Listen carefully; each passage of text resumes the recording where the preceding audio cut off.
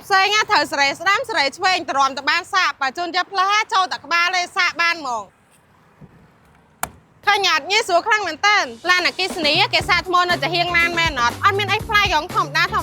ន្តែបើជូនជាផ្លូវរបស់យើងកន្លែងសាកនៅខាងមុខងាយស្រួលខ្លាំងមែនតើមានភាពយូនីកខុសគេហ្មងគាត់តែចូលក្បាលឡានមិនបាច់បារម្ភជាមួយនឹងខ្សែខ្លាច់ខ្សែអត់ដល់អីទេគាត់តែចូលក្បាលឡានសាកអាប់បានហ្មងងាយស្រួលខ្លាំងមែនតើការជីឡានសាំងអត់ដឹងថាធុងសាំងនៅខាងស្ដាំឬមួយក៏នៅខាងឆ្វេងឥឡូវជីឡានអគិសនីអត់ដឹងថាសាកនៅខាងស្ដាំឬមួយក៏ខាងឆ្វេងទៀតហើយបើជូនជាផ្លូវរបស់យើងមានការរចនាឡើងមកគឺងាយស្រួលខ្លាំងមែនតើមិនបាច់បារម្ភច្រើនទេសាកនៅតាមស្ថានីយ៍និងផ្ទះសិតតែមានភាពងាយស្រួលទាំងអស់ហើយបើជូនជាផ្លូវរបស់យើងសាកបំពេញអាចជិះបានរហូតដល់301គីឡូម៉ែត្រតម្លៃត្រឹមតែ